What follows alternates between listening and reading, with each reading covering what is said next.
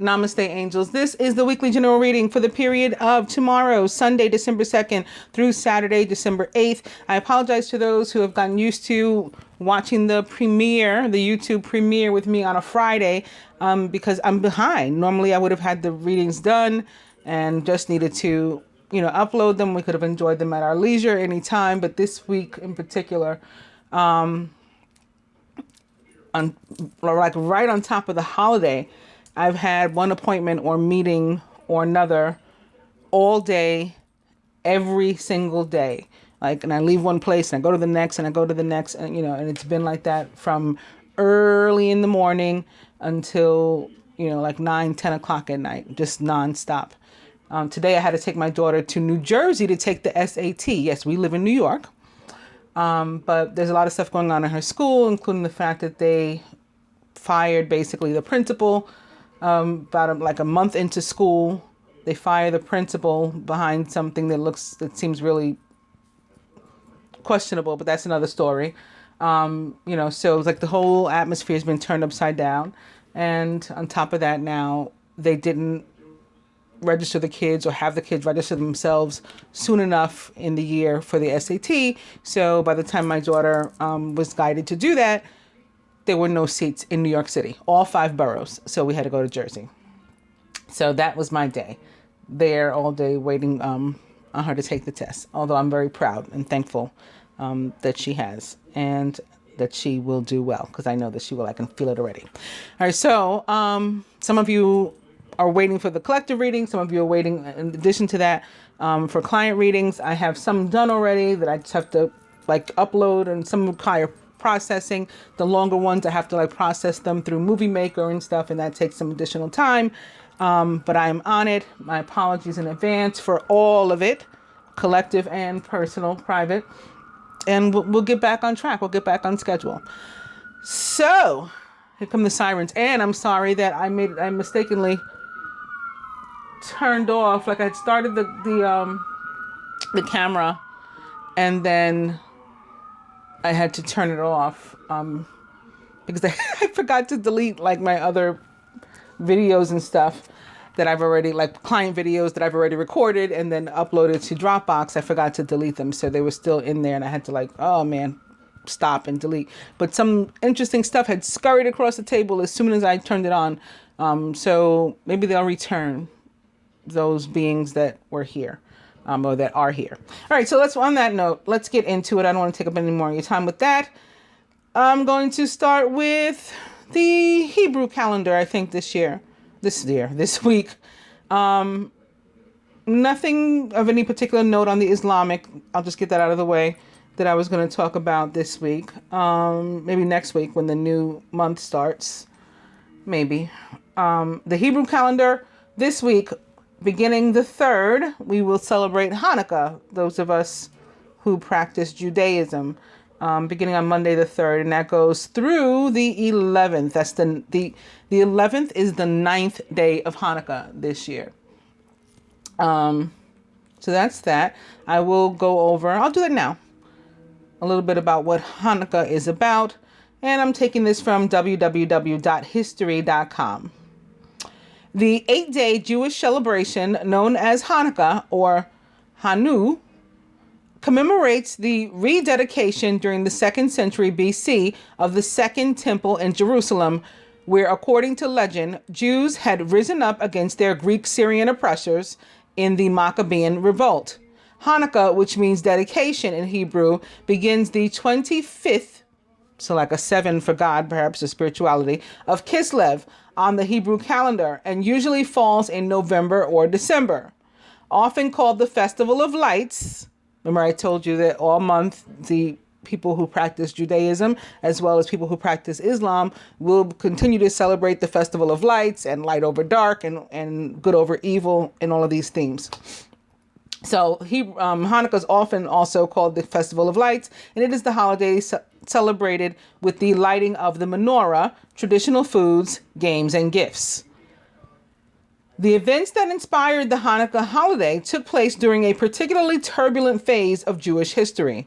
Around 200 BC, Judea, also known as the land of Israel, came under the control of Antiochus III, the Seleucid king of Syria, who allowed the Jews who lived there to continue practicing their religion. His son, Antiochus IV Epiphanes, proved less benevolent. Ancient sources recount that he outlawed the Jewish religion and ordered the Jews to worship Greek gods. In the year 168 BC, his soldiers descended upon Jerusalem, massacring thousands of people and desecrating the city's holy second temple by erecting an altar to Zeus and sacrificing pigs within its sacred walls. Led by the Jewish priests Matthias and his 5 sons, a large-scale rebellion broke out against Antiochus and the Seleucid monarchy.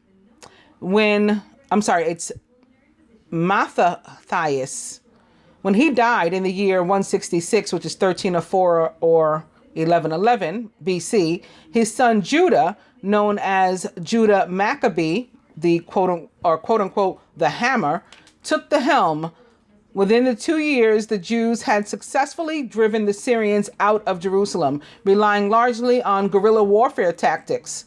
Judah called on his followers to cleanse the second temple, rebuilt its altar, and light its menorah, the gold candelabrum whose 7 branches represented knowledge and creation and were meant to be kept burning every night. Yes, knowledge and creation, like the tree of life. This is what it mimics, okay? According to the Talmud, one of Judaism's most central texts, Judah Maccabee and the other Jews who took part in the rededication of the Second Temple witnessed what they believed to be a miracle. Even though there was only enough untainted olive oil to keep the menorah candles burning for a single day, the flames continued flickering for 8 nights, leaving them time to find a fresh supply. Sometimes I'll post video or pictures of my candles burning with absolutely nothing in them. Right? And you guys have seen that, just metal on a flame. It's sort of like that. This wondrous event inspired Jewish sages to proclaim a yearly 8-day festival. The first book of Maccabees tells another version of the story, describing an 8-day celebration that followed the rededication, but making no reference to the miracle of the oil. Some modern historians offer a radically different interpretation of the Hanukkah tale. In their view, Jerusalem under Antiochus IV had erupted into civil war between 2 camps of Jews, those who had assimilated into the dominant culture that surrounded them, adopting Greek and Syrian customs, and those who were determined to impose Jewish laws and traditions, even if by force. The traditionalists won out in the end, with the Hasmonean dynasty, led by Judah Maccabee's brother and his descendants, wresting control of the land of Israel from the I don't know why I keep getting stuck in this word. Seleucids, and maintaining an independent Jewish kingdom for more than a century. Jewish scholars have also suggested that the first Hanukkah may have been a belated celebration of Sukkot, which the Jews had not had the chance to observe during the Maccabean revolt. One of the Jewish traditions and religion's most important holidays. Sukkot consists of 7 days of feasting, prayer, and festivities. That's the one we talked about, that one when they erect the tent and stuff. And this goes on to talk about traditions and how people celebrate, for anybody interested in reading further. So that's in on the Jewish calendar. I'm going to move on to the Christian. And there we have a feast day for Mary. On December 8th, it is the Feast of the Immaculate Conception of the Blessed Virgin Mary. So I'll tell you a little bit about what's up with that. From Franciscan Media, www.franciscanmedia.org.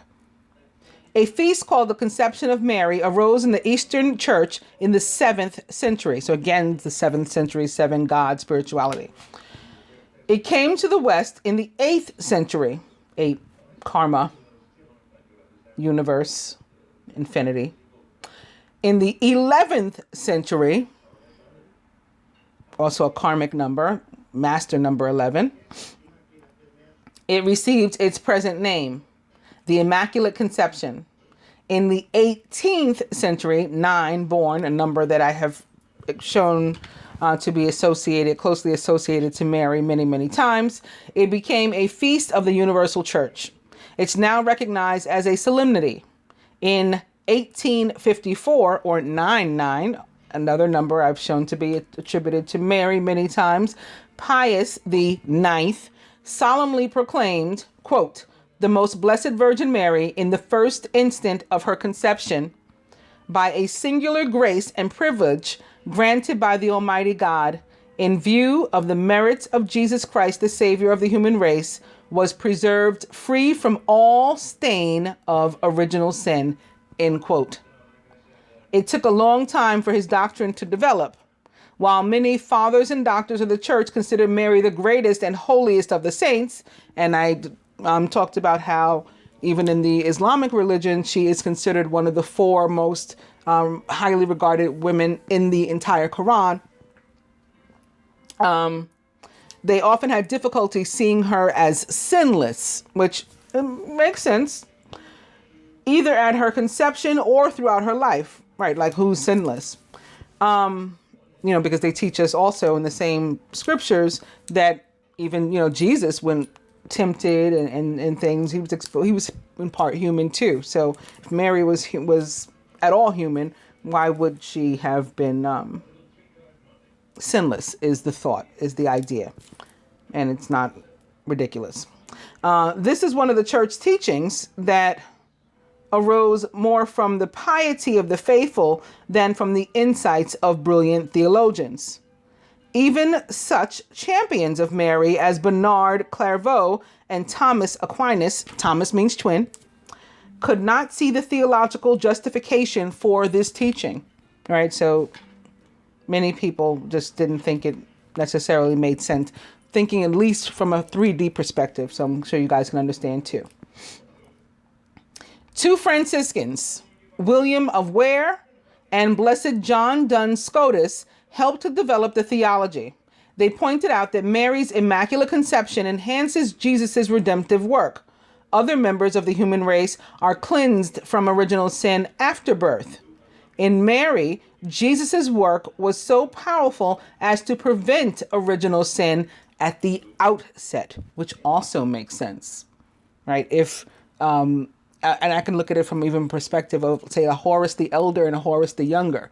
If Jesus, the soul, rather than the part human incarnated being, was planning to be born through this woman, why wouldn't he have already protected that womb and, blessed it, preserved it, cleansed it, made it perfect for himself? Or why wouldn't the Father have done that? So that makes sense too. In Luke 1:28, which is 11, the angel Gabriel, speaking on God's behalf, addresses Mary as, quote unquote, full of grace, or, quote unquote, highly favored. In that context, this phrase means that Mary is receiving all the special divine help necessary for the task ahead. However, the church grows in understanding with the help of the Holy Spirit. The Spirit led the church, especially non-theologians, to the insight that Mary had to be the most perfect work of God next to the incarnation himself. Right, as I was just saying. Or rather, Mary's intimate association with the incarnation called for the special involvement of God in Mary's whole life. Exactly. The logic of piety helped God's people to believe that Mary was full of grace and free of sin from the first moment of her existence. Moreover, this great privilege of Mary is the highlight of all that God has done in Jesus. Rightly understood, the incomparable holiness of Mary shows forth the incomparable goodness of God. Mary, as the Immaculate Conception, is the patron saint of Brazil and the United States of America, for anybody who didn't know that. Now we'll go on to the celestial calendar. And falling within the period for which this reading is, we have on December 2nd, 12:02 p.m., Venus enters Scorpio. Also on December 2nd, at 6:38 p.m., the true node, which is now Cancer, will be trine Chiron, which is retrograde in Pisces currently. Had been in Aries for a long time, moved into Pisces. December 6th at 4:22 p.m., or a 4:04, Mercury goes direct. I know a lot of people are happy to hear that. On December 7th at 2:20 a.m., so like 11:11, and December 7th is a 19, by the way. It's like 19, 11, 11. We will have the new moon, 15 degrees Sagittarius, 7, another 7. And of course, the 15 is a 6 and the 7 together equals a 13, a 4, 11, 11. December 9th is next week, but I'll just go ahead and mention at 2:52 a.m., which is also 9, Chiron goes direct, 27 degrees 54, 9, 9. So it's like on 12/9 at 9, Chiron goes direct, 9, 9. But we'll get to that again next week. So let's talk about Venus entering Scorpio. For that, I'm going to www.tarot.com. Venus in Scorpio, intense, passionate, committed. The Black Widow, the Mistress, skeletons in your romantic closet, secretive about money and love, a sexy, magnetic, deliciously irresistible, intimate encounter, a healing and transforming bonding experience. Venus in Scorpio has the power to elicit all of this and more. Astrology considers Scorpio to be a tough placement for beautiful and sweet Venus. Scorpio isn't concerned with superficiality and prefers chasing after a transcendental kind of love. The Scorpion likes to get below the surface to examine the issues of power, fear, sex, and desire.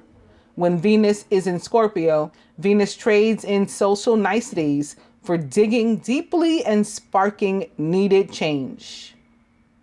Venus is about relationships and is sociable, friendly, and affectionate. Scorpio is about passion and likes to dive headfirst into love. This means we'll crave meaningful and intense experiences when Venus is in Scorpio. Depth and intimacy become more important, urging us to trade in frivolous flings for long-lasting romance. Love can border on obsessive when Venus is in this sign, compelling us to go all in when it comes to matters of the heart. Venus in Scorpio is a time when we'll want to shine a light on the shadows of our relationship. Those nagging thoughts that we've been pushing aside to make peace, well, they become impossible to ignore when Venus and Scorpio get together. It's a time to go beneath the surface, find the truth, and hold it up to the light of day. We'll try to figure out what we can do to make it work, or if it's time to let go. And if it's time to let go, who better than Venus, the Queen of Swords, to cut it right on out, right? This transit gives our relationships a major reality check, whether we want one or not. Venus in Scorpio can also bring power struggles and money concerns out into the open. Subtle issues become more obvious than they were before. How money is spent becomes a focus in partnerships where financial resources are shared. This could also be a time when we have stronger interest in making financial investments or decisions about loans, insurance, or other areas of our lives having to do with money. Yes, Venus in Scorpio can be pretty heavy, but it can also be truly amazing. All of this intensity leads to a stronger bond. So if you're up for the challenge, both emotionally and physically, this could end up being a transformative and sexy time that ends up bringing you and your partner much closer together. If you were born with Venus in Scorpio, you can find out what that means if you go to this page, www.tarot.com/astrology/planets/Venus-in-Scorpio, and read the rest. I'm going to talk about now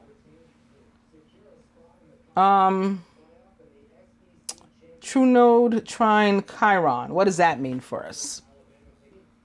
For that, I've gone to horoscopes.astro-seek.com/node-trine-chiron-natal-aspect-meaning. North Node trine Chiron. The lunar nodes aren't planets, but rather astrology mathematical points that are directly opposite each other in the chart. It's said that your life purpose is encoded between them in the line between North Node and South Node. The South Node indicates your comfort zone, your habitual place, while your North Node shows life lessons and what you're striving for in this lifetime. Both lunar nodes are almost always retrograde. Chiron is an asteroid between Saturn and Uranus. Its orbit is very unusual and represents a bridge between material and the spiritual worlds. According to mythology, Chiron was a great healer, a wise teacher, and one of the immortal centaurs. So that's the half man, half horse. Unfortunately, he was deadly. Oh, they but he was deadly. No, he wasn't. And they forgot to put grammar. It's improper grammar. He was deadly injured, and I think they mean like mortally wounded or fatally injured, not deadly injured. And the way they wrote it, there's like a huge space. Never mind. He was mortally wounded by a poisonous arrow by Hercules, his favorite disciple. He was suffering in great pain, but he could not die. Finally, he gave up his immortality for the benefit of Prometheus, who was also suffering, and Chiron was sent to the underworld. In the underworld, Zeus had mercy for him and raised him to the heavens. In astrology, Chiron symbolizes our unhealable injuries and incurable traumas. However, if a person, instead of drowning in his own trauma, is able to accept the trauma and help from others who are also suffering, and accept that suffering is a part of life, then Chiron may be taken as the key to wisdom, or even to some sort of quote unquote initiation gate. Like if you can pass this door where this centaur is standing guarding it, then you've made it. You get knighted or something. Right, so that is the North Node trine Chiron. And then the next, not the next day, on December 6th, again at 4:22 p.m., we have Mercury going direct. So for that, where is it? I've gone to www.tarot.com/astrology/Mercury-direct. If you spent the last 3 weeks or so feeling mentally scrambled, misunderstood, or just plain indecisive, relief is near. That's because Mercury, the planet that rules the mind, is turning direct after having gone through another one of its retrograde phases. When Mercury's not operating smoothly, there can be plenty of mishaps related to anything ruled by Mercury, whether it's transportation, commerce, or communication. Now that Mercury has stationed direct, it will need a few days to regulate its orbit, and then you'll be good to go. Any delay, frustration, or confusing surrounding Mercury-ruled matters will soon find resolution. So what does it mean when Mercury goes direct? A planet changing motion is a potent phenomenon. Remember, Mercury has been out of its usual forward orbit for 3 weeks, so turning direct again will not be as easy as declaring, quote, on your mark, get set, go, and watching Mercury zoom out. If only it were that simple. What really happens when a planet moves from retrograde to direct motion is more akin to waking up from a deep slumber. Mercury will need time to drink some cosmic coffee and to regain consciousness. Then, full speed ahead. It won't be until Mercury reaches the degree where it originally turned retrograde and then passes it that you'll know Mercury has its full strength back. That tends to take a couple of weeks, but don't stress. This time frame is nothing at all like the actual Mercury retrograde cycle. In fact, now you'll be ready to apply whatever it is you've learned during the retrograde period into your current reality. It only takes a few days of Mercury being back on track for you to notice the difference from here on out.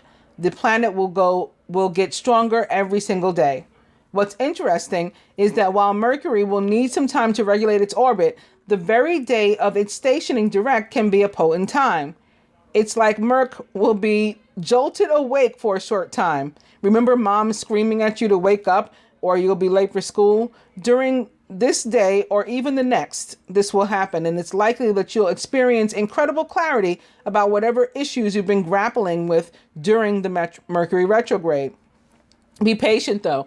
It will take just a little more time before you're ready to execute newfound lucidity with success.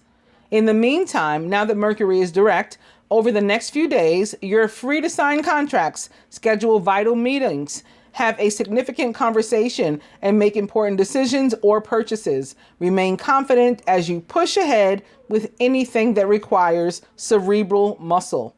Mercury finally has its mojo back.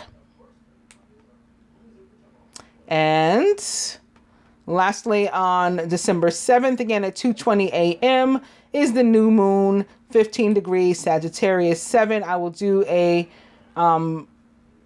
full-on moon reading, as always. But I did want to mention Archangel Cassiel, Cassiel, because I thought about him, and which may sound weird to some of you, but yes, I thought about him. And he is connected to the moon and also to temperament. Now, in the tarot, the card that's associated with temperament represents the sign of Sagittarius. Also, Archangel Cassiel is tied to the planet Saturn. But sometimes instead of Saturn, the moon. So I thought that I was being given some sort of message, at least to share with you who is Cassiel. So for that, I've just pulled up a site. I was going to do wikipedia.org, and you guys can look it up yourself there, or I'm sure a number of other places. But I decided to click on this mythology.net/angels/Cassiel. Who is Cassiel? Out of the darkness came light, and from that light were born the archangels, those who would lead the orders of God's angels, those who would perform the most important tasks in God's great plan for his greatest creation, mankind. Okay, I don't know about all that because archangels are not the highest order of angel. So I don't know what's really meant by that, or if the person knew what they were talking about. But I'm going to keep going. History. Cassiel is a member of the Order of Archangels and is in this capacity, what's wrong with me today? Mercury. In this capacity, the ruling prince of the seventh heaven. Yes, this is true of Cassiel. The seventh heaven is considered to be the holiest of the holies and is where God sits on his throne. Yes, according to the book of Daniel and Enoch, stuff like that. Seventh heaven. As Cassiel is the prince, he is in charge of who may or may not enter the seventh heaven. This goes in line with the fact that, unlike other archangels, Cassiel watches the goings-on of the universe without interference, and also the association with being the guardian of the threshold between our world and the next. Also, the death of kings. While he is recognized as principally a watcher of the doings of mankind, Cassiel is also tasked with presiding over the death of kings. In addition, he is said to have a special position of watching over those who would otherwise be overlooked. In these two capacities, he would seem to have responsibilities at polar ends of the spectrum on the earthly plane, while presiding over the disposition of all souls who would present themselves before God in the next. Patronage. Cassiel is the patron angel of all manner of overlooked people or those in weakened states. So maybe somebody going along a journey and awakening and learning, right? As we get stronger before we ascend, or enough to, to feel strong, he's there for us. These include orphan children. So that describes the whole lot of us, right? In Exodus, banned, orphaned children.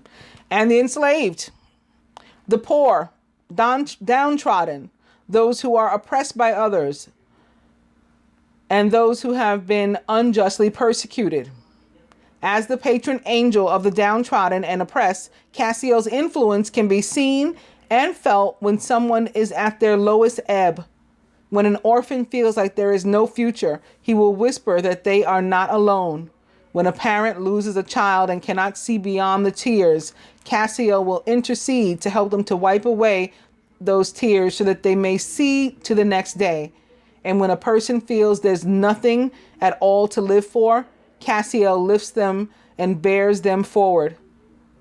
As a flawed species, mankind needs the love and support of Castiel, and he shoulders our burdens for us until we can carry them again ourselves. Most of all, he is the angel that teaches serenity and temperance. That's what I was talking about. Temperance, the card, Major Arcana card 16. Temperance is not 16. That's the Tower.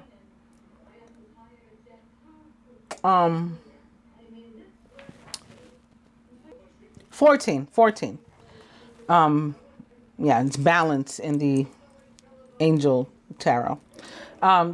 So he's the angel that teaches serenity and temperance, so the individuals may open themselves to receive the flow of divine light within. Castiel is also similarly known in the Islamic faith, but he is the guardian. But as he is a guardian in the seventh heaven, and knowledge of that place is forbidden to mortals, there is very little Islamic specific information available. So the Torah doesn't speak of it that much. Castiel's appearance is that of a bearded man wearing a crown to represent that he is a prince of heaven. He is also shown riding a dragon and carrying the spear with which he is associated. So if Castiel can help anybody, I'm glad I mentioned it. I was like, why am I thinking about this? It didn't talk about how he's associated with the moon there. So maybe I should quickly go to Wikipedia too. Castiel, and they have a number of names here for him. Many, many different names by which he goes. One is Queenofswords, meaning speed of God, or God is my anger. And he is an angel appearing in the extra-canonical Jewish, Christian, and Islamic mystical and magical works, often as one of the 7 archangels, the angel of Saturn, and in other roles. Okay, that's what I was talking about. In Jewish mystical literature, Castiel is invoked in an ancient Hebrew charm to tell if an enemy is running away. Gustav Davidson writes that Castiel is described as the ruler of the 7th heaven in Enoch 3, citing Odeberg's edition. However, Odeberg's edition only states in a footnote that Castiel is one of the guardians of the door of the 7th heaven or hall. In turn, Castiel is described in Hekalat Rabiti as a guardian of the 6th place and 6th palace, armed with a lightning dripping sword, which shouts ruin, as well as a bow, tempests, light, and powerful winds, weapons which he uses against anyone not fit to see God. Castiel is later described in the same work as one of the 3 guardians of the entrance of the 7th palace, alongside Dumiel and Gabriel. Castiel is also listed as a guardian of the 2nd palace. Sefer Raziel lists Castiel as the prince of Saturn. The Zohar describes him as one of the 2 chief aides alongside Hiskiel to Gabriel, so like one of Gabriel's assistants. Castiel is listed in related works and books in Western culture I'm still looking for where they talk about oh, here it is. Other works. Castiel is sometimes described as the angel of tears or the angel of temperance or the angel who presides over the death of kings. And we just celebrated the king, right? The Scorpion king. He's represented by death. There may be something there too. As Castiel is sometimes regarded as the ruler of the moon instead of Saturn. And likewise, he is listed as the angel of Saturn. So he's connected, as you can see, to the moon, to the energy of temperance, and carries a bow and arrow as well as a spear. He sounds like a Sagittarian or something associated with Jupiter, in addition to that. So the sun is in Sagittarius. The moon will be in Sagittarius. There's some planets in Sagittarius too. Well, Venus was there. She's leaving and going back into Scorpio. Mercury is there. That may be it. But that's plenty, isn't it? All right, so that's it. Let's go to the dice. All right, so we're going to start with stay in bed. Cocktail. And yes.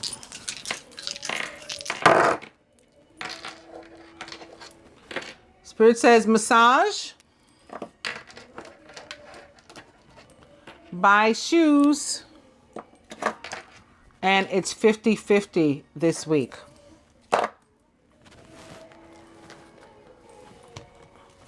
Going to the cards, I'm beginning with Major Arcana card 5, Unity and Archangel Sandalphon. Traditional viewpoints or methods, spiritual organizations. Seek out mentors and like-minded friends. Unity is the high priest or the Hierophant in the traditional tarot, represents the sign of Taurus, which we didn't hear much about just now. So I'm surprised I'm starting with this. We'll see where it goes. Maybe because it's a 5, Major Arcana card 5. What this card is about is traditional matters, which can also mean trying to stick to ideologies and things. Often when this card shows up, there's something that you need to try to break away from because it's not really you. It's not really your vibe, your thing. You know, you don't dig it, but you're trying to pretend that you do, maybe because you were raised with it or whatever, and it's the traditional thing to do and to follow. Also, there may be relationships and people, places, and things that with which you no longer resonate. Maybe you did before, maybe for a long time you did, maybe you always have, but now you don't anymore. And so you need to change your environment, the people, places, and things with which you surround yourself. And maybe, not maybe, but absolutely, actually, change them for things with which you align, and something like of your, or someone of your vibration or higher, better, from whom you can learn something. It also has, more positive, I guess, sounding meanings. People get excited when they see it because it can be about relationship, commitment, marriage even, because it's higher institutions, government offices, coming into contact with them, so like important business matters and things too. And this is a general, so it could be any of those. Bring to the 7 of water, which for me, although not a court card, represents the planet Neptune in the sign of Pisces, which it rules. Can be about one night stands for me, like, options and things from which to choose and pick. We can have several choices before us, the need to make a decision, dreams, goals, all of that I associate with the 7 of water. And then cups cards in general can always be tied to children. Or often they are tied to children, no matter what the denomination. For me, more so the ace, the 6, the 7, yeah, maybe the 10, which is like about family. But so it could be that for some people too. A complex decision, the need to do research, stop procrastinating. Did I read this one? It says traditional viewpoints or methods, spiritual organizations, seek out mentors and like-minded friends. So that's what I was talking about. And you might have several options of like different groups or something, maybe that you could try, organizations, different people with whom you could join, but only one is really right for you. So you want to, choose wisely. It's a complex decision.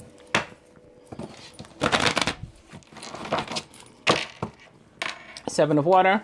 And the Ten of Fire. Too much work. Accept help from others. Life is out of balance. And that can cause stress-related health concerns. This can be tied to the die 50-50. It's 50-50 because when the 10 of Fire shows up, it means that you need to be sharing your burdens or your work, your efforts with someone else. Like, you shouldn't be carrying the whole load yourself.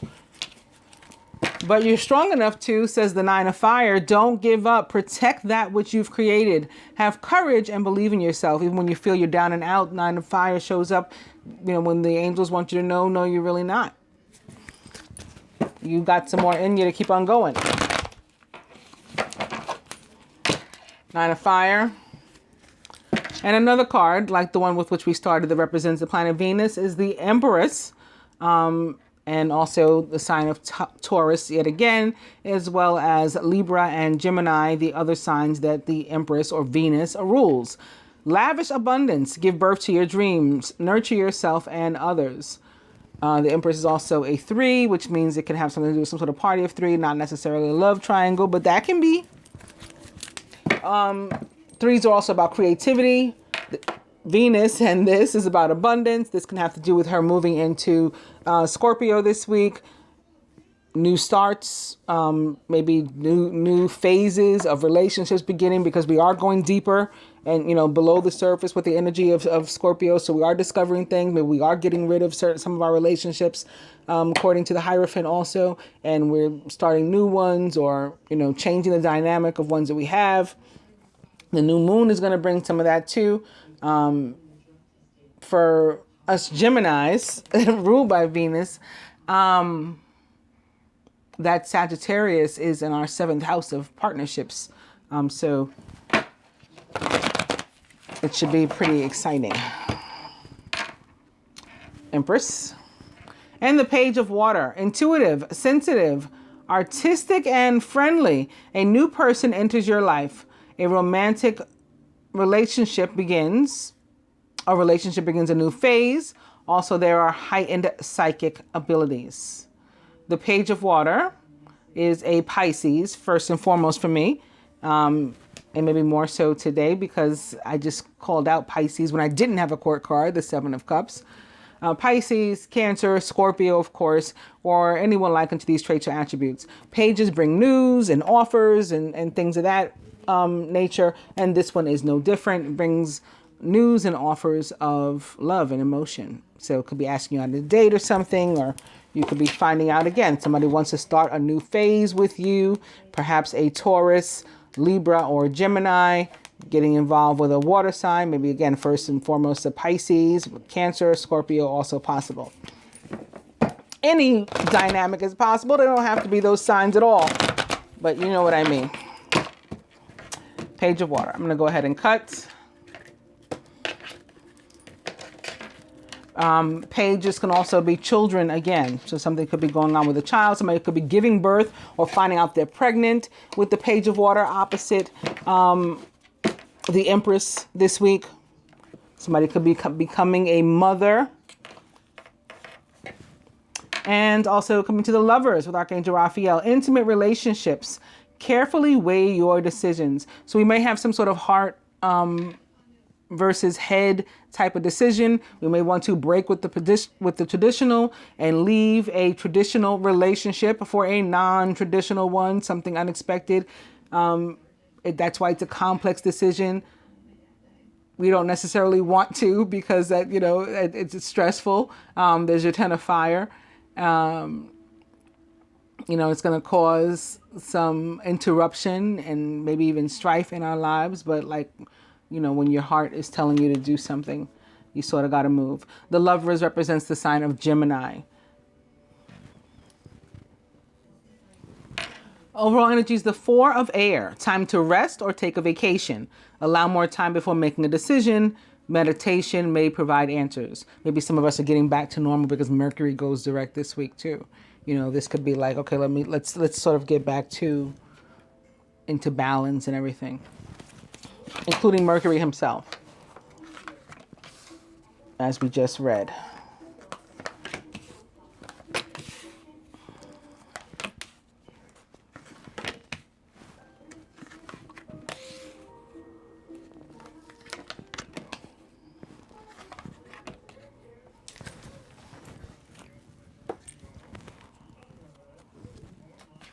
Crowning the masculine, very nice. Right out of the gate, the Two of Water. Here go these intimate and deeper relationships that are coming together because of Venus and Scorpio. A relationship that continues to grow closer. Forgiveness, which is where the temperament and the Sagittarian energy comes in. And again, maybe some of us relying on some help from Cassiel to deal with that. Also, the positive resolution of a conflict.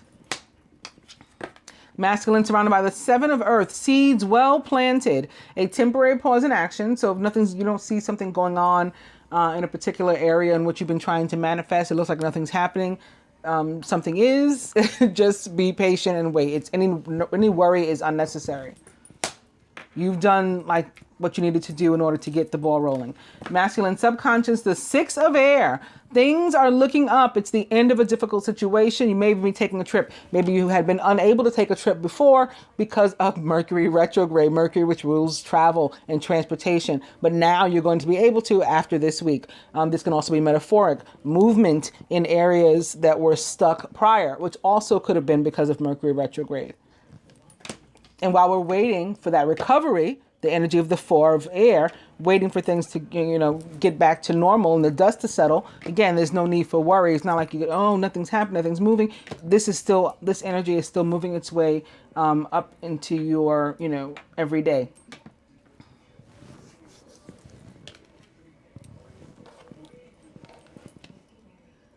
I just want to, pardon my eczema. I keep scratching it. That's why it looks like that. But, kind of the feminine, it is the moon with Archangel Haniel. Important psychic insights, events behind the scenes, release fears that hold you back.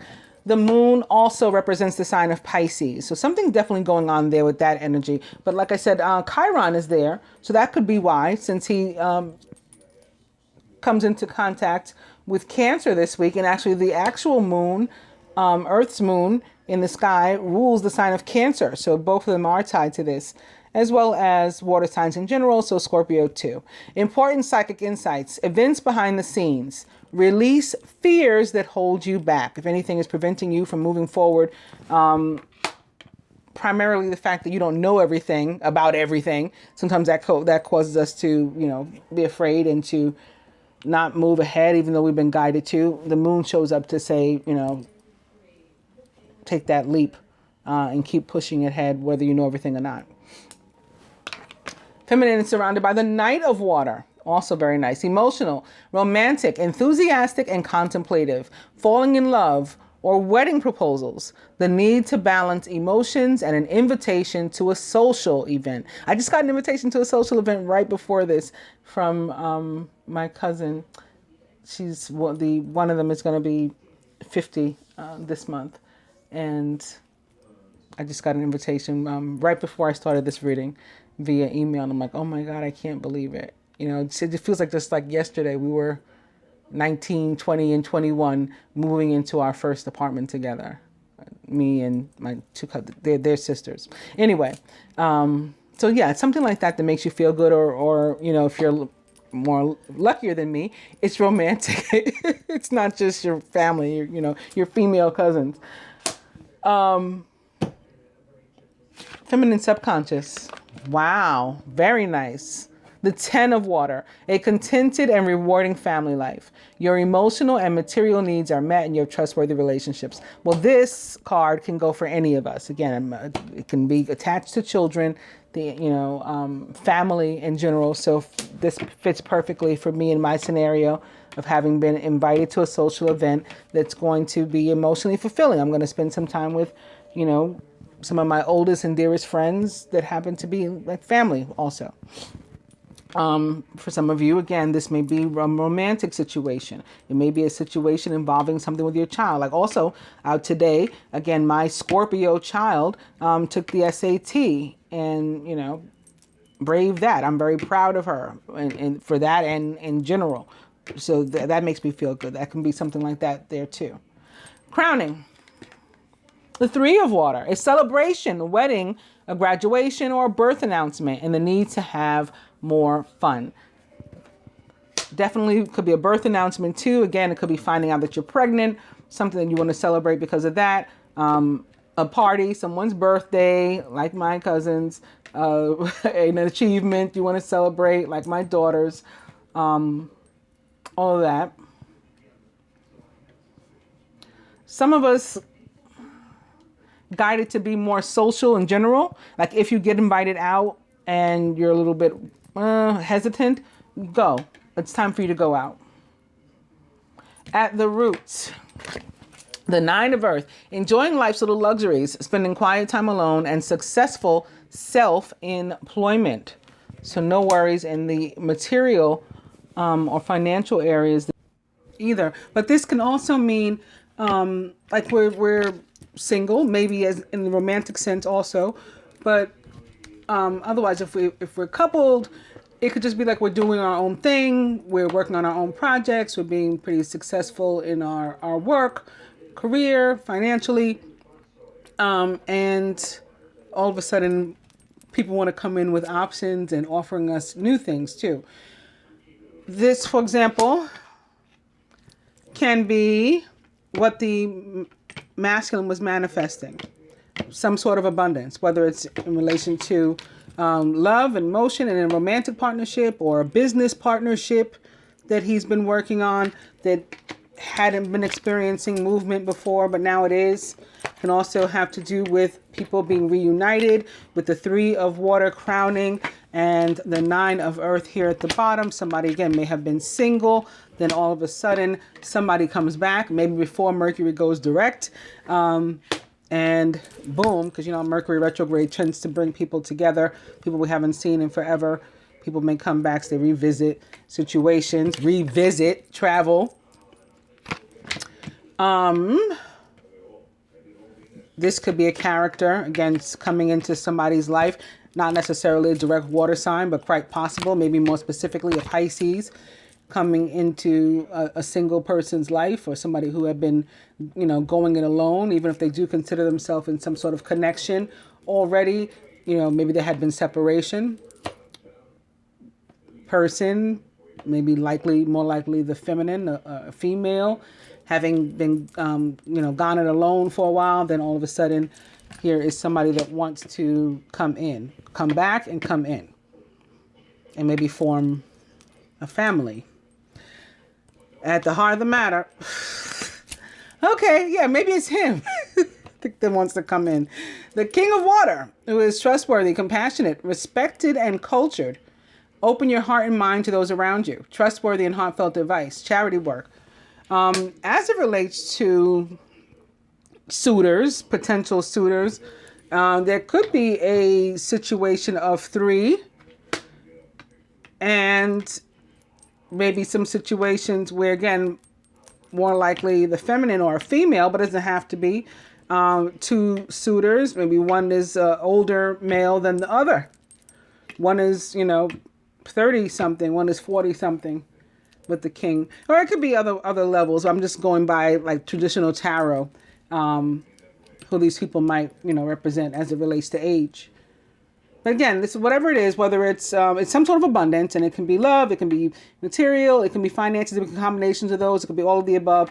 The masculine reaping what he's sown, having put effort into it, having planted the seeds, it is now manifesting. It maybe had been delayed, again, because of Mercury retrograde, but now movement picking up and it's coming in. We're going to see if we can find out more definitively what some of the stuff is by clarifying with the other tarot deck, the animal tarot, beginning with the Queen of Spring, who is the quintessential divine feminine of the tarot.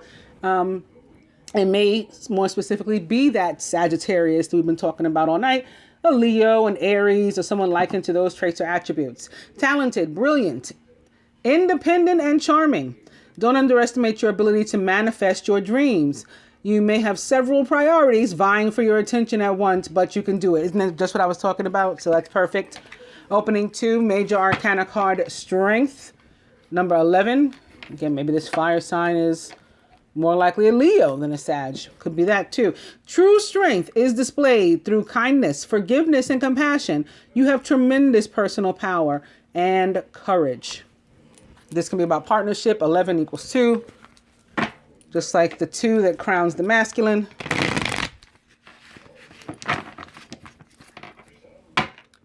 Queen of Spring, and the Princess of Autumn. Cheerful, reliable, intelligent, mischievous.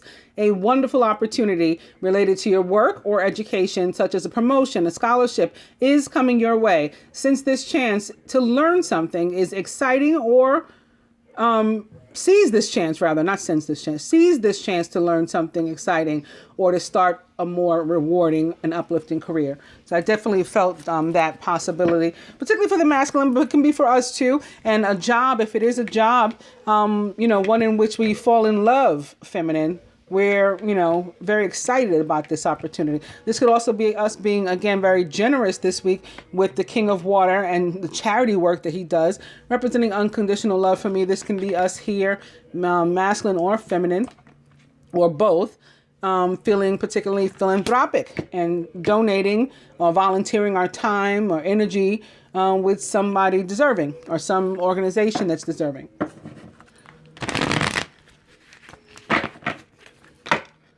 Page of Autumn, and the Prince of Winter, Knight of Swords, decisive, focused, driven, impulsive, a Gemini, Libra, or Aquarius, or someone likened to those traits or attributes, awaiting a decision or needing to make a decision.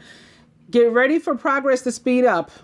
So, like I said, things have been delayed, maybe, likely because of Mercury retrograde, which delays things and holds things up.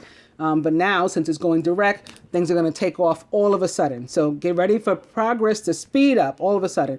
This situation requires you to choose logic and intellect over emotion and to make your decisions quickly.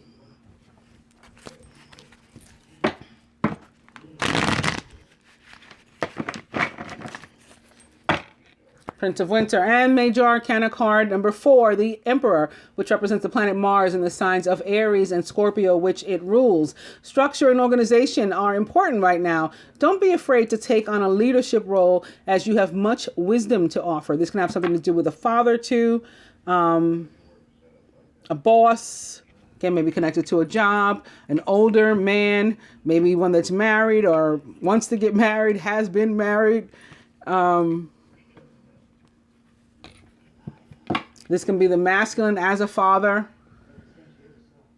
his life as a father, maybe a new father. Two of them have a baby, right? This Two of Water, they have a baby. We saw the Empress a couple times. There's the Three of Water. There's the third, the baby. All of those are possible when the Emperor shows up. This is also us potentially coming into contact with some sort of government agency, similar to the Hierophant that we saw earlier, or authority, some sort of authority.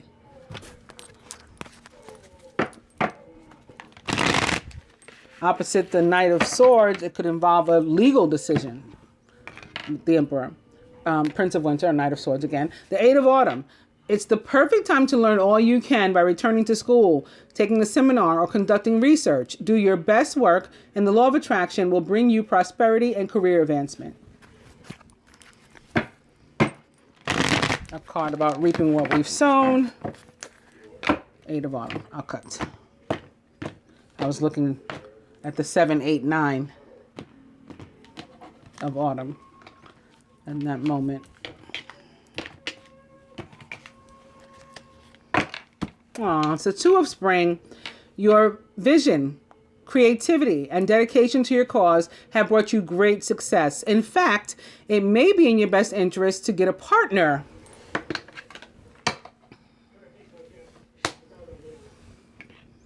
To assist you in your endeavors, or to expand the number of people helping you.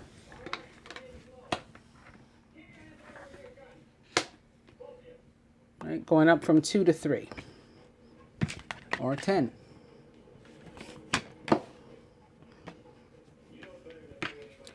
The Two of Spring is the quintessential divine union or twin flame card of the tarot.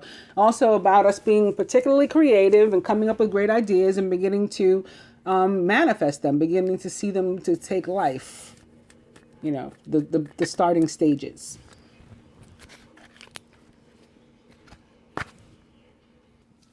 I wasn't expecting this, but the overall energy is Major Arcana card 9, the Hermit, which represents the sign of Virgo, as does the Page of Earth that we just saw a few minutes ago. Virgo, Taurus, Capricorn. Take time for contemplation, to retreat and to go within. Be a beacon for others on their path to spiritual enlightenment. Sounds like Chiron.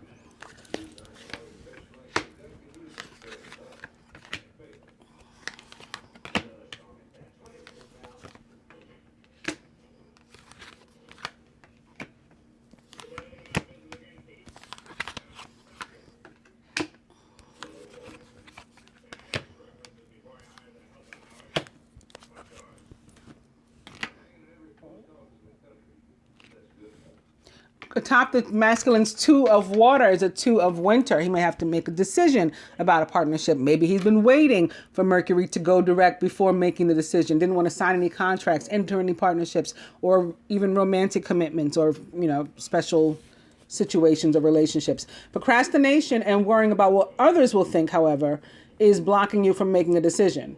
If you're torn between your own desires and someone else's, then follow your divine guidance. So this is kind of like what I was talking about with the Hierophant and it being about tradition. You might be expected to be in a traditional relationship with a traditional person, someone that is practical for you and makes sense, to others around you, not quite to you or your heart.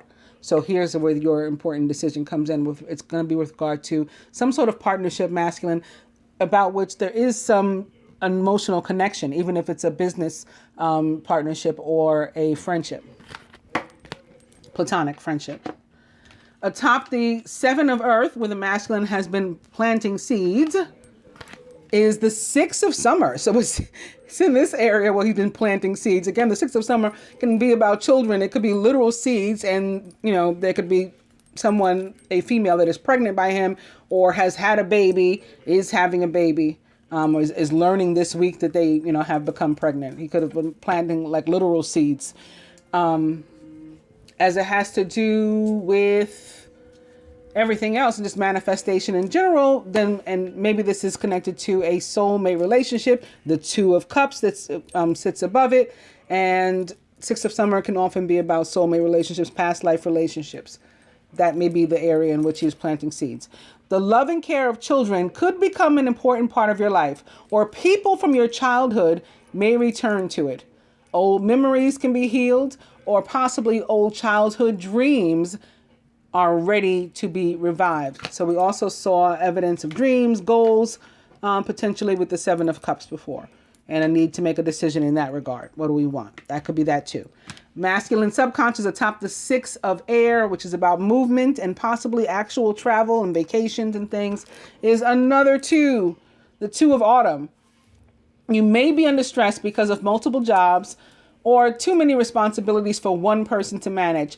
It's important to balance your work and your personal life and to bring a spirit of fun to all you do. Two of Autumn can be deja vu from hell for me, like finding yourself over and over in the same spot, in which case movement would sure come in handy, right? We can move out of that phase or, stuck energy. There could also be sixes, a representative of justice and equity and fairness, balance, as is the Two of Autumn. There could be something going in there. You're trying to find balance, achieve balance in your life, in your experiences, masculine. Both of those, this is positive, I think, overall, anyway, whatever it is. Could be about a decision that you have to make, like the Two of Winter. And a desire to be practical about the decision, like to use your common sense, too. So you're going to want to use logic, emotion, and common sense, street knowledge, whatever extra you have. You employ that also in making your decisions this week. Atop the moon and maybe deep, hidden, dark secrets. Speaking of balance and temperance, it is balance. Now, what did I say? I knew this connection was going to come up. Balance or temperance, Major Arcana card 14, which I mentioned, although I couldn't remember for a second which one it was, when I was talking about Archangel Cassiel, who I talked about because I randomly thought about him and his connection between the moon and temperance, which represents the sign of Sagittarius. And again, this week there is a Sagittarius new moon. Boom. By merging varying points of view, you can generate an extraordinary new idea, compromise with others, and collaborate rather. I guess you can elaborate too, but they want you to collaborate to discover a better solution. Now, I always say temperance is about recovery, restoration, being made whole, right? So balance, also evening out the scales. One time in association with an archer or somebody on a horse, God was talking to me about somebody on a horse, and he said he was going to balance the scales. This was like a year or two ago. And I associated it with the sign of Sagittarius and this time of year, the Sagittarius new moon. So that could be. But also, temperance, you see how it says by merging varying points of view, you can come up with a solution. Temperance is also often about, like I talked about here, one being older, one being younger. This could be a gay couple, for example. The knight and the king that are sitting here. And the king is older. Could be two males. The king is older. You know, so you already got a difference as it relates to societal norms, although not all of us as individuals. And now you're introducing this other dynamic. How do you come together? That can be what temperance is about too. So trying to figure out how can maybe I don't want to do the practical thing. I don't want to choose what makes sense and what's traditional. I want to follow my heart. And it really doesn't make much sense at all. But I might want to employ some logic to figure out how I can go about doing that. Masculine and feminine alike may both be working on that. And it may be brought on because of the Sagittarius moon. Particularly where it lands in your chart. Like I said, for Geminis, overall, Sagittarius, rules our 7th house of relationships and partnerships. Atop the Knight of Water, speaking of partnerships, the World. Major Arcana card, the World. Congratulations on successfully accomplishing what you set out to do. You made it through the challenges and incorporated the lessons that life offered you with grace and courage. So the World has the fire element energy for me. Not particularly connected to any sign, but of course Sagittarius is fitting of it. And it is a karmic energy that comes with this card. So Jupiter is, the daddy of karma, pretty much literally. The very ruler of Sagittarius. So you could definitely be involved in this world. Something could be as simple as involving a water sign, or involving our relationships, our love, our emotions, our romantic life, perhaps, that hadn't been going the best, and maybe involve 3 people. Now we got a 3 crossing a 3 with the 3 of water sitting here, improving. Like we're coming out of that phase of where maybe things weren't going so well, and where the universe is helping us get to the next phase where things are going to be a lot better for us. Atop the 10 of Cups for the feminine, the Ace of Spring, a wonderful new opportunity presents itself. It may come as a surprise, but you'll still want to leap into action and to passionately pursue every possibility. And again, it's going to be something that makes you completely happy, and maybe financially too. A contented and rewarding family life. Your emotional and material needs are met. That's what can happen with this opportunity that comes to you. And it's going to be brought on definitely by the element of fire. And again, perhaps Jupiter himself, with this representing fire, this representing fire, and this representing fire. All 3 cards. Crowning the union atop the 3 of water, it's another 7 of earth crossing the one that's already here. So we planted, again, the seeds. Now that I think about planting the seeds, and I've been talking about pregnancy and stuff, but again, it's appropriate. We got the 7 of autumn sitting here atop the 3 of water. This can be about literally the seed having been planted and grown into, a beautiful bouncing baby. Or reconnection. right? We did what we needed to do to bring this, to manifest this relationship back into our lives. And here it is. Or we did what we needed to do to accomplish some goal, and now there's reason to celebrate.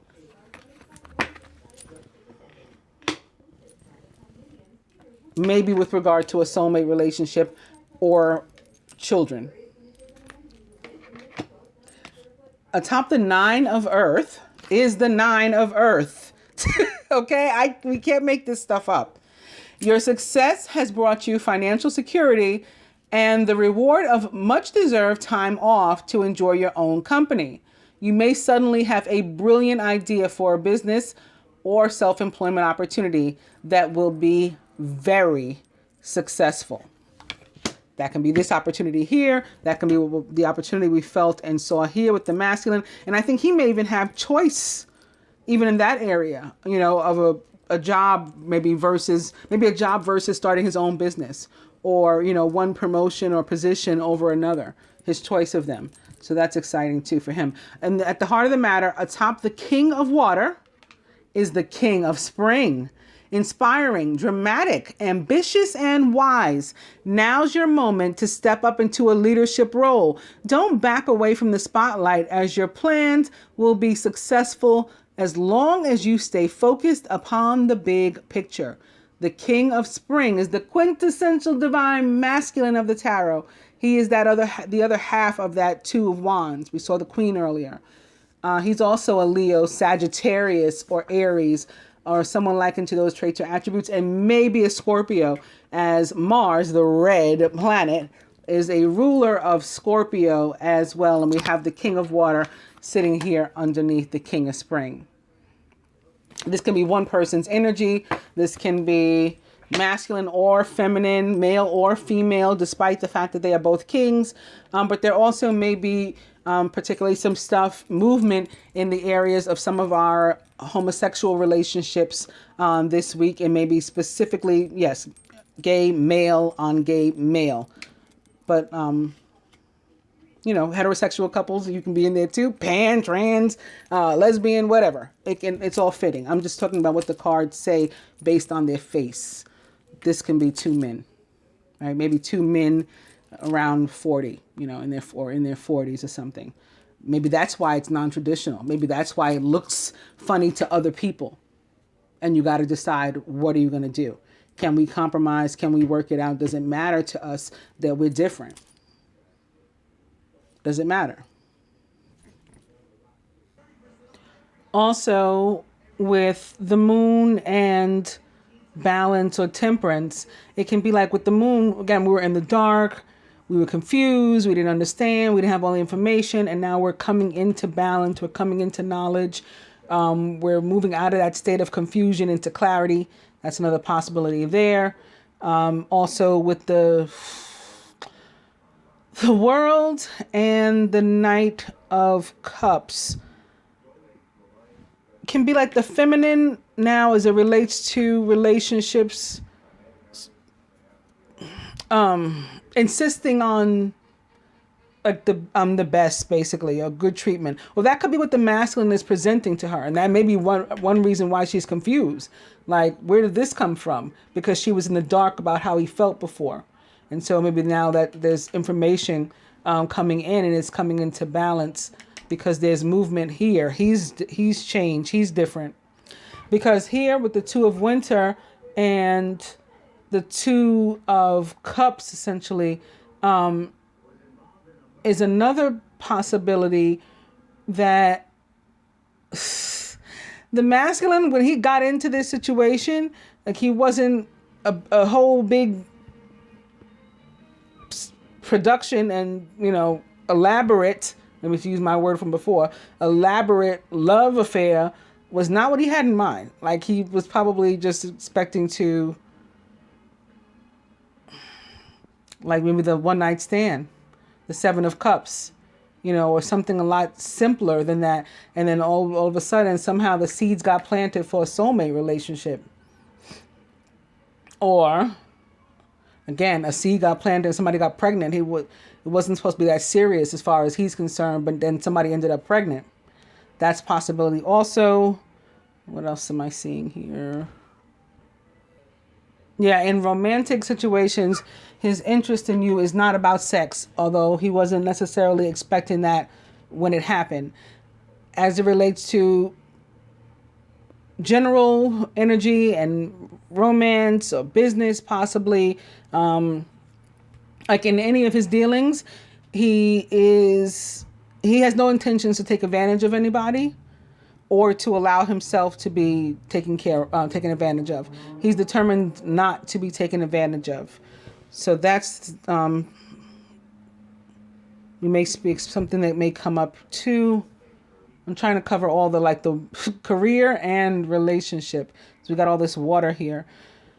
These two kings, as it relates to romance, this is a man, and you know what, it goes with this. I was just saying, it's not about sex here. This is real, and potentially a soulmate. At least to him, that's what he feels.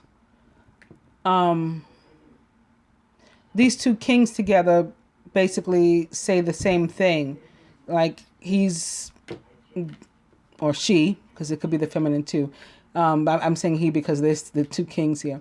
This is genuinely in love, genuinely being interested in somebody, not fake. And you may get like a surprise declaration of love. That could be what ends also for the feminine with these cards sitting here next to this. Her confusion about how the masculine feels about her, for example, could be what comes to an end, thankfully, with the world sitting here atop the Knight of Water, because these two kings together can be about a huge declaration of love. Or maybe it comes from her. You know, maybe she realizes what she wants and that she's willing to compromise. And she makes the declaration of love. Because again, this is in the middle and can be associated with anybody. But it's the real deal.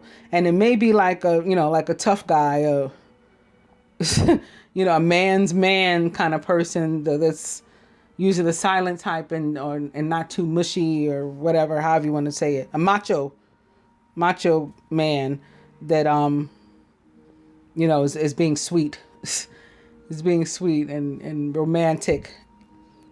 And may initiate, commitment if it doesn't already exist. So you may go from being single here, or two single people with these two Nine of Earths. We may go from being single people to being coupled. Like that could be about what the decision is as well.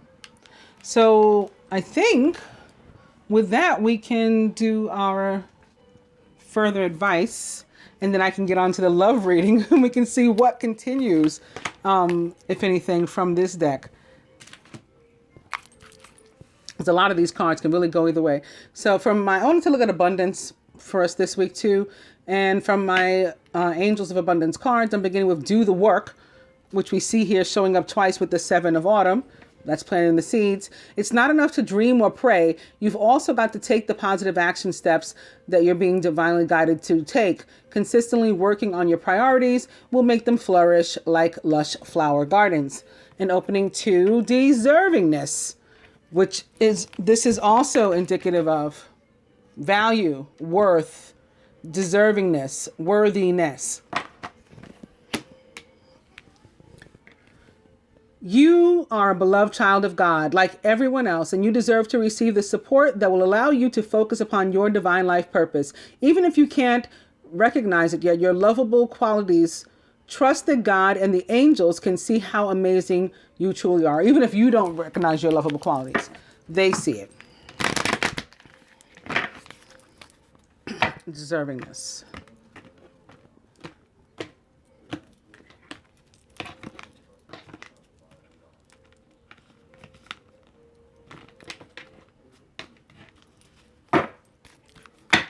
Dreams of abundance. As you sleep, God and your angels and your higher self are giving you divinely guided ideas, answers, and solutions.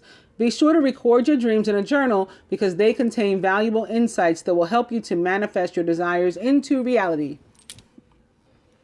Overall energy is exercised to increase your energy and manifestation abilities, which is something that the Venus in Scorpio could move us to do also.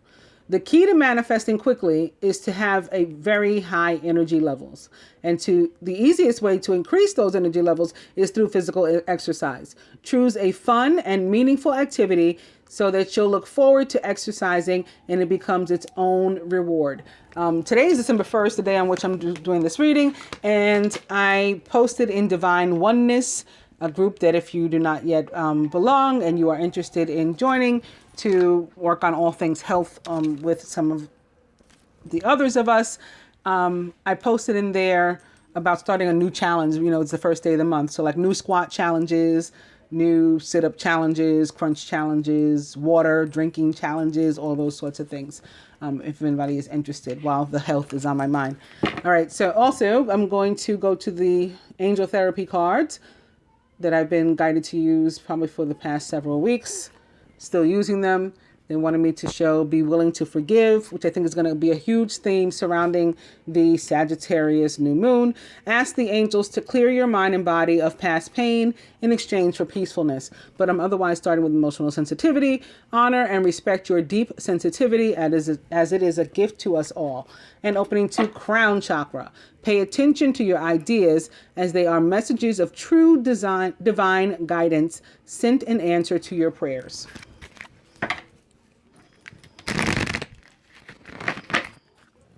Emotional sensitivity, and indigo. The person that you're inquiring about is an indigo, meaning a highly sensitive, natural-born leader.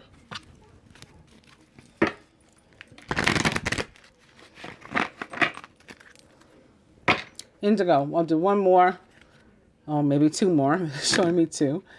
Okay. The first is vacuum away fear.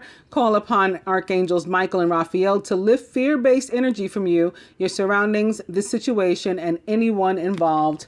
And the other is yet again, be willing to forgive. So like I said, I think this is going to be a huge theme this week and next week as well. Ask the angels to clear your mind and body of past pain in exchange for peacefulness. And on that note, I will cut.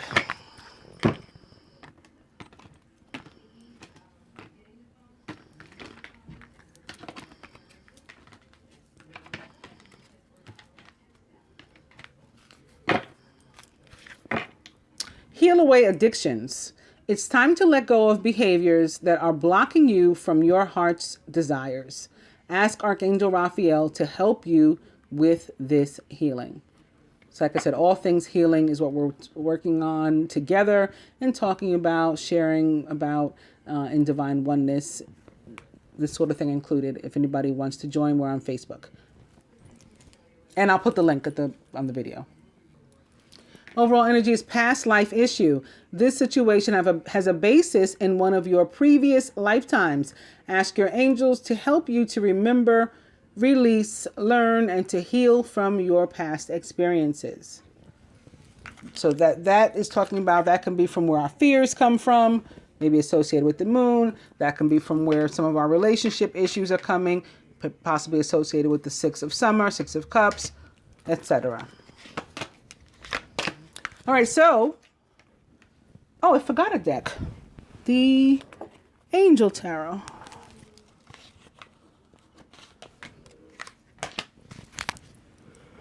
Further advice to the masculine from the Angel Tarot, the Six of Fire. Your victory. Good news, it's on its way. Public recognition or awards. And here is somebody on a horse, the Archer.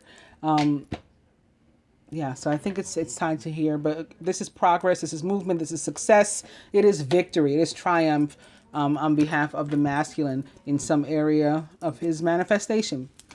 And for the feminine, the Ten of Air, the end of a difficult situation, embrace the change and expect things to get better now. Again, somebody may even be recovering from an addiction.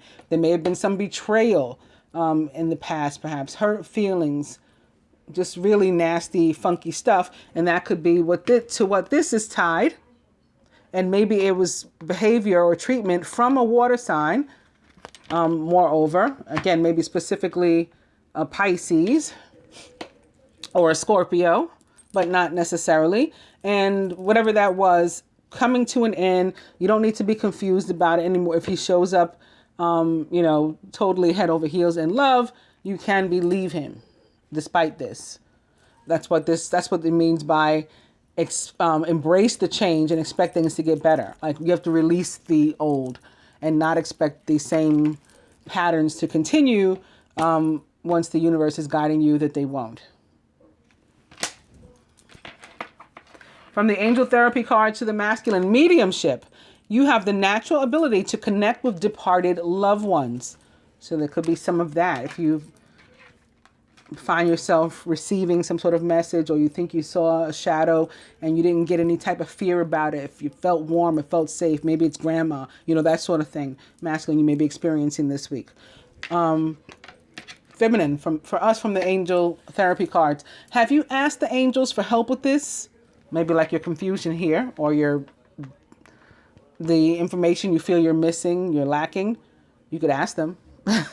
Maybe ask Cassio. I don't know. Your angels want to help you with this situation. However, they require your permission before they can intervene in your free will choices.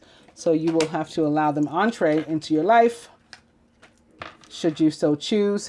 Masculine, very nice for you. This is like an Ace of Pentacles, right? A big giant one. Again, you're manifesting abundance, and you're going to be victorious in that, whether it is love, material, finances, combinations of those, all of the above. Abundance mindset. If you think of your abundance as something that will happen in the future, then it will always be a day away from you. See, feel, think, and speak of abundance as something that you already have, right? Despite any pauses that come up, because again, any worry would be unnecessary. Like you already have it because you already did what you need to do to get it. Understand? You already have it in the present moment, and then that's what you're going to experience. Feminine, for us, unlimited ideas. Your mind is one with God's infinite mind. Therefore, you have complete access to unlimited ideas, guaranteed to bring blessings. All you need to do is to take divinely guided action and to allow those ideas to come to fruition. Lastly, from the animals to the masculine, boom, what I just say? A big Ace of Pentacles. You can expect a windfall of abundance, such as money, timely assistance, a serendipitous meeting, or rewarding advice. You may be offered a fabulous new job or a promotion, or the prospect of a profitable business venture or investment. And we saw evidence of all of those possibilities. Lastly, for us feminine, Major Arcana card 8. Talked about 8 a few times during this reading too, I think. Justice, which represents the planet Venus, yet again, and particularly the sign of Libra, which she rules, but perhaps another air sign too, Aquarius, Gemini. Fair decisions will be made after all the evidence is reviewed impartially. Have compassion for others and try to see all sides of a disagreement. I hope you guys have enjoyed the weekly reading. I will be back with love. Again, if you are interested in working on wellness and oneness with us, do consider joining on Facebook, our group, Divine Oneness. If you have been enjoying or you would like to enjoy with the rest of us, Divine Girl Talk.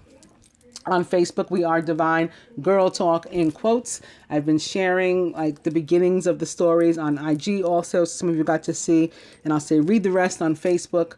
And Yvonne has been posting some beautiful blogs there that tend to resonate with the journey, and maybe a little biased, maybe more geared toward the feminine, but something there for all of us.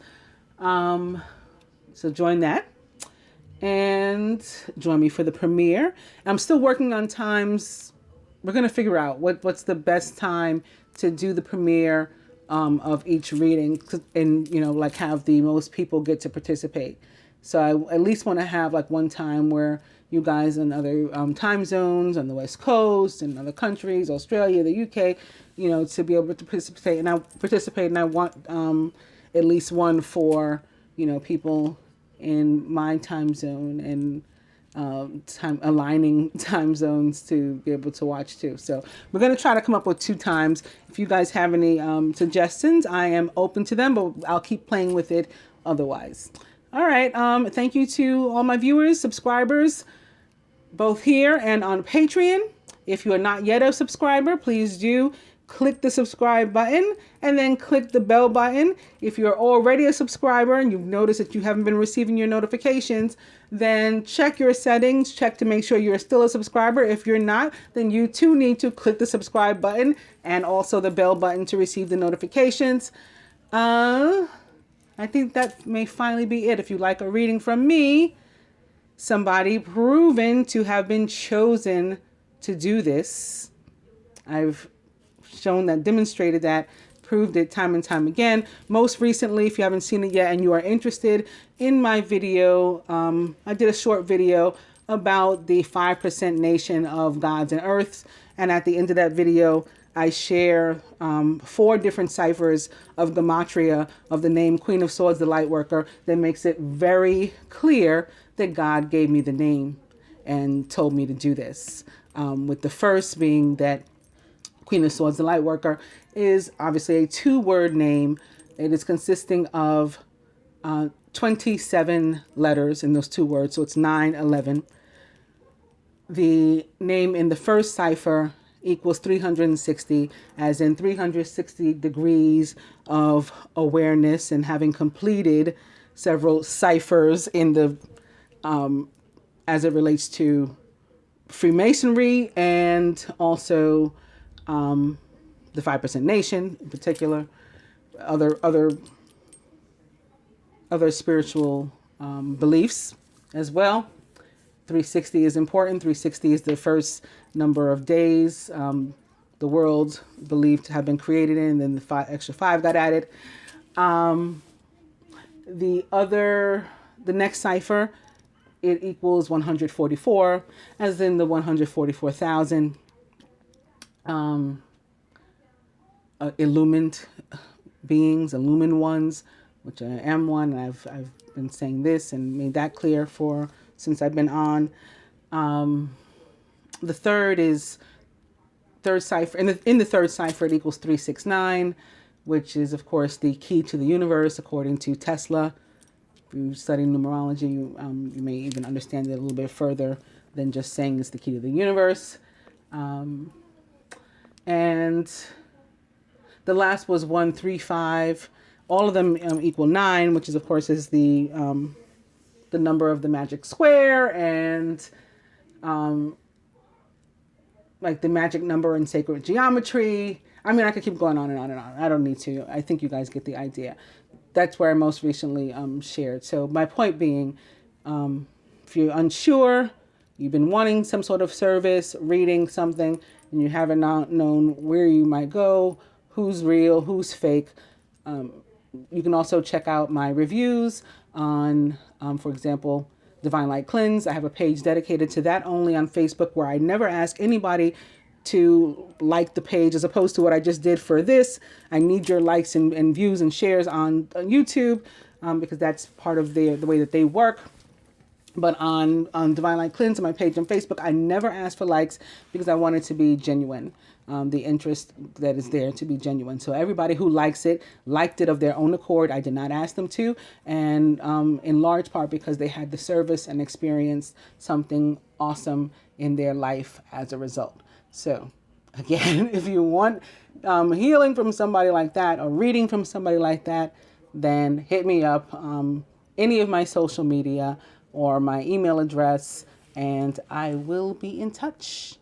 Namaste, angels.